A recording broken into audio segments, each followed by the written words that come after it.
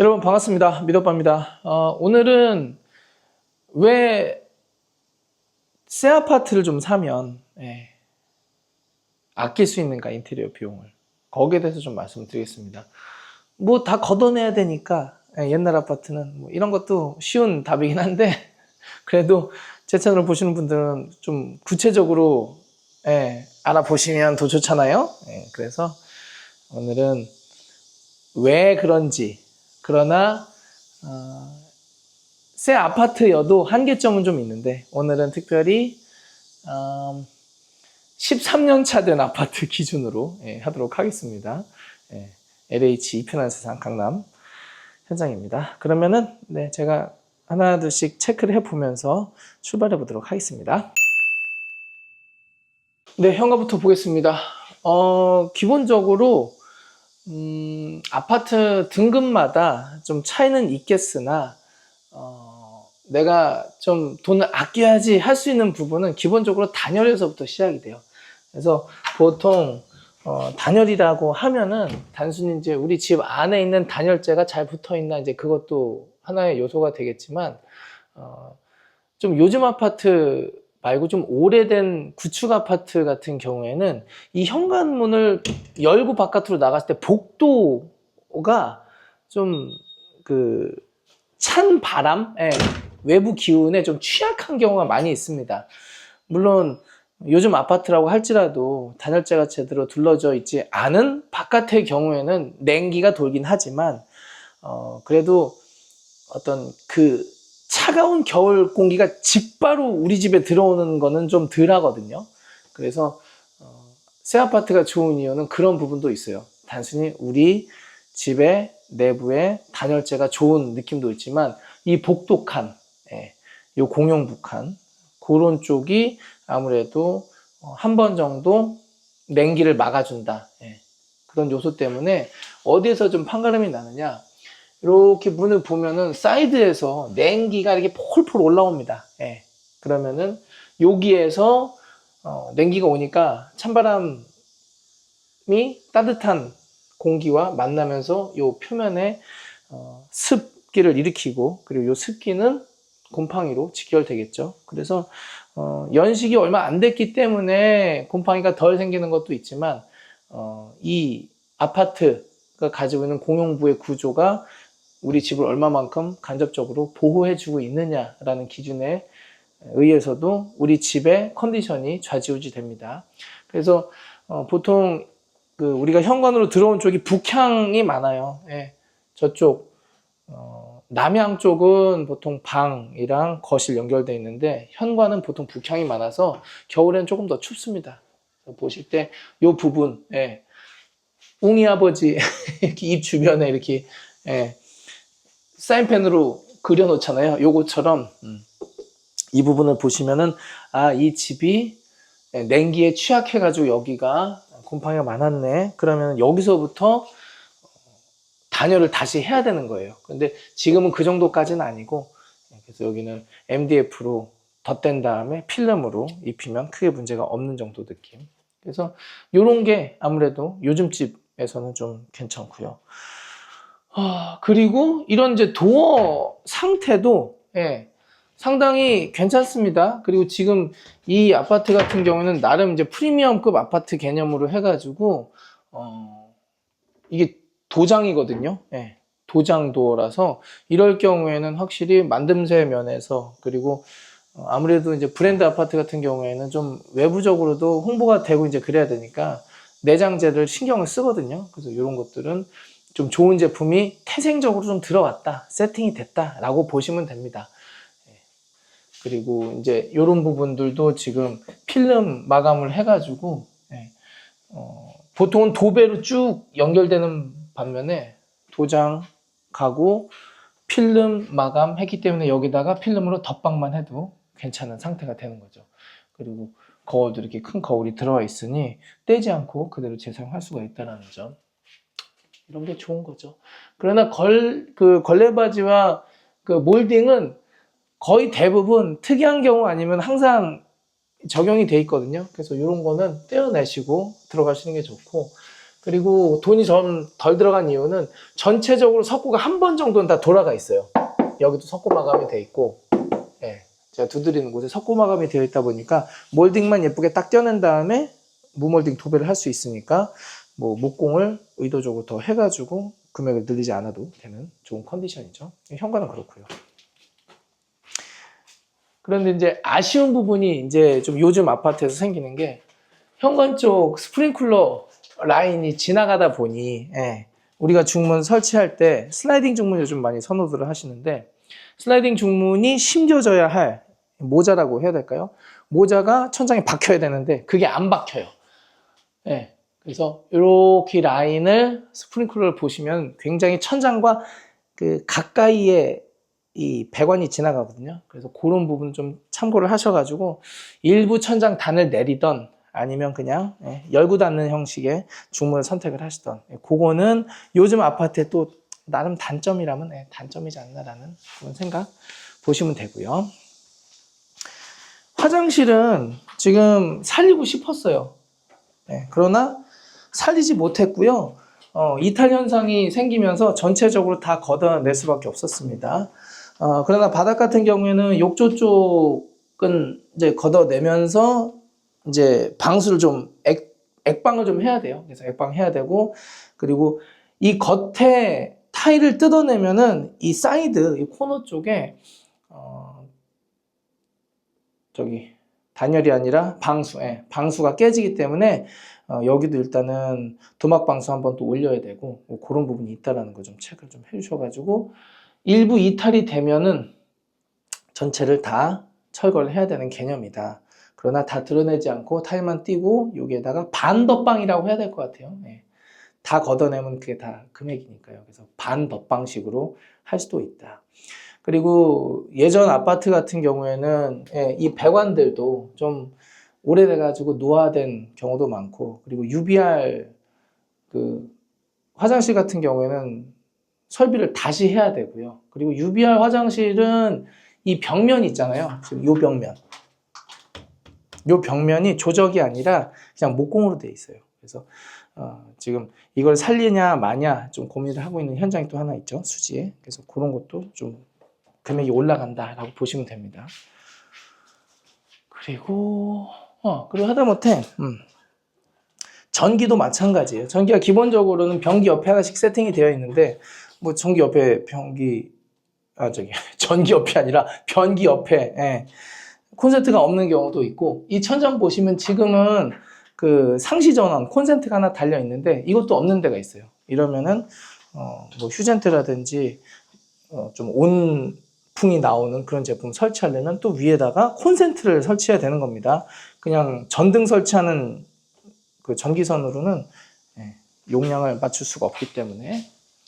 자, 그리고 천장은 랜덤이긴 해요. 지금 여기는 얼마 안 된 아파트임에도 불구하고 이 지금 슬라브 이 층이랑 이 천장층의 공간이 좀 얼마 안 나가지고 일부 단내림이 필요한데, 이런 부분이 좀 아쉽고요. 그리고 이제 요즘 아파트 같은 경우에는 이미 확장이 되어진 상태의 옵션으로 건축이 되지 않습니까? 그러다 보니까 확장 비용 빠지죠. 확장 비용이 빠진다는 얘기는 기본 전기, 그리고 기본 목공, 단열까지 기본 확장에 포함되어 있는 거니까 그런 부분에 있어서는 돈을 많이 아끼실 수가 있죠.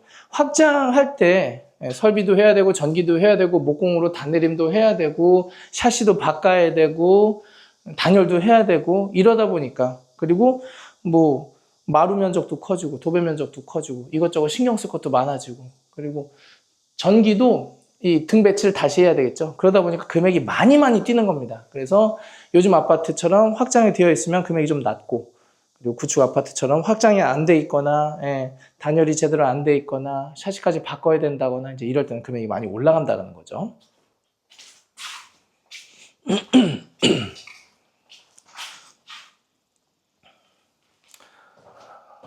주방 같은 경우는 일단은 이런 게 일반적이에요. 어떤 게 일반적이냐면은 이 미드웨이 쪽에 타일을 걷어내면 단열재가 튀어나오는 게 일반적인데, 단열재가 튀어나올 때 하얀색 스티로폴이 들어가 있느냐, 아니면은 글라스울 계열의 그 인슐레이션이 들어가 있느냐, 아니면 그나마 조금 밀도가 높은 이렇게 검정 느낌의 스티로폴이 들어가 있느냐. 그리고 요즘에는 이제 아이소핑크 들어가 있고, 그러나 어떤 단열재가 이제 들어가 있느냐라고 이제 우리가 판단을 할 때 얘네가 기준이 잘 붙어 있어야 되는데 붙어 있지 않은 게 문제예요.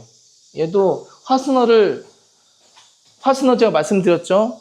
단열재 붙일 때 폼으로 싹 쏴가지고 본드처럼 붙인 다음에 뒤에다가 확인 사살로 빵 때린다고 그랬잖아요. 얘도 그 화스너 개념으로 시공을 해놓긴 했어요. 실제로 화스너를 때려놓진 않았지만 여기다 못을 박아놨습니다. 못. 그러면은 안 한 거보다는 낫겠죠.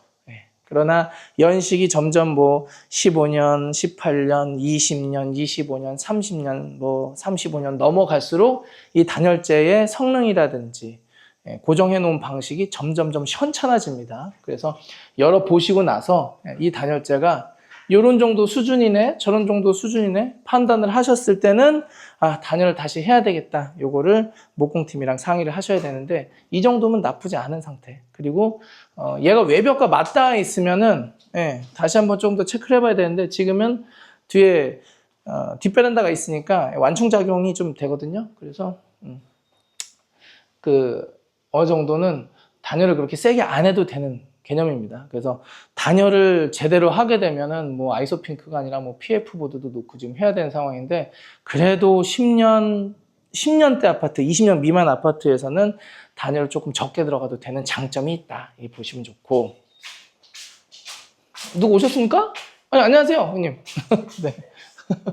그리고 거실 같은 경우에는 여기는 조금 특이 케이스이긴 한데 우물 천장을 크게 만들어야지 건설사에서 하는 바람에 천장형 에어컨을 달을 때 공간이 없어가지고 지금 다 뜯어버린 상태예요. 그래서 조금 애매하긴 한데 이런 경우가 많지는 않습니다. 그러나 지금은 단내림을 할 수밖에 없는 상황. 그리고 요거 좀 보여드려야 되겠네요.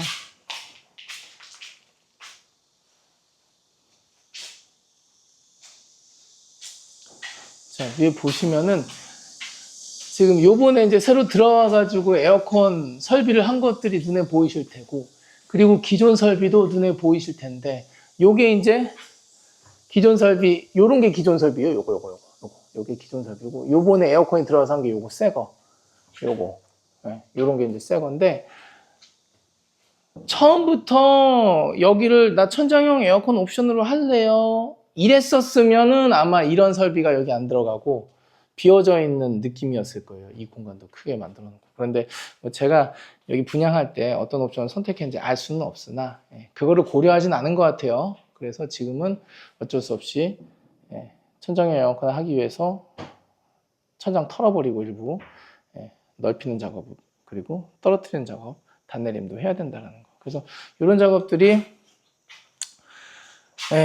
얼마 안 된 아파트여도 발생할 수 있다. 그래서 여러분들께서 인테리어 하실 때 이 정도면 되겠지 했는데 인테리어 비용이 올라가는 이유가 이제 이런 것들이에요. 뭐 10년밖에 안 됐고 13년밖에 안 됐는데 단내림 해야 된다고? 그럴 수가. 이제 이런 일들이 생기는 거죠. 이렇게 보시면 좋고. 그리고 여기 단열. 여기가 지금 외벽과 맞닿아 있는 상태거든요. 근데 뭐 누가 구멍을 내놨으니까 한번 보자. 여기 보면은 여기 지금 단열재가 하나 들어가 있거든요. 근데 얘가 멀쩡히 붙어 있으리라고 장담은 못해요. 그러나 하나를 보면 다른 것도 우리가 유추해 볼 수 있잖아요. 아까 전에 주방에서 봤었던 단열재 붙어 있는 상태를 보면 여기도 나쁘진 않겠다. 그러나 요런 흔적을 좀 보면은요, 물이 좀 줄줄 샜나 봐.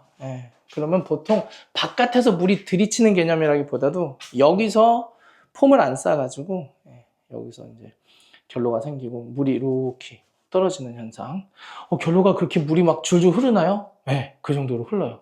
여기는 따뜻하고 바깥은 추울 때 그게 뭐 하루 이틀 되는 게 아니라 막 2개월, 3개월 동안 계속되잖아요. 그 현상이. 그럼 눈물 흘리듯 그렇게 막 정말로 많이 흐르는 경우가 많습니다. 그래서 이제 이 정도 되는 아파트는 다 털어내는 것도 뭐 의미가 있긴 하겠지만 굳이 상태를 보완이 이 정도면 괜찮겠다 했을 때는 창문 주변으로 폼을 이렇게 지금 쏴주시면 됩니다. 이건 그냥 제가 표시해 놓은 거고 목공팀에서 체크를 해가지고 이제 쏴주시겠죠. 그리고 안방.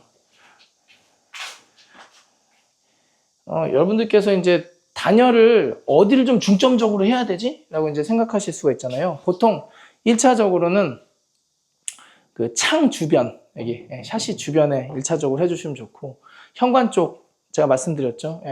우리는 복도 쪽이 막 바람이 막 불고 그래가지고 현관으로 막 바람이 숭숭 들어와. 그럴 때는 그쪽 단열도 필요하다. 그리고 고무, 실링 교체하시는 것도 좋습니다. 그리고 이제 이 벽이 이 옆에가 없어요. 그러니까는 맨 끝집이라는 거죠. 이 부분이. 그럴 때는 이쪽 단열을 한 번 정도 해주시는 게 좋습니다. 이쪽 벽이랑 저쪽 연결된 데가 있죠. 그러나 상태를 보아하니 괜찮아. 그래가지고 여기는 굳이 단열 안 하고요. 뜯어내면 재단열을 해야 되기 때문에.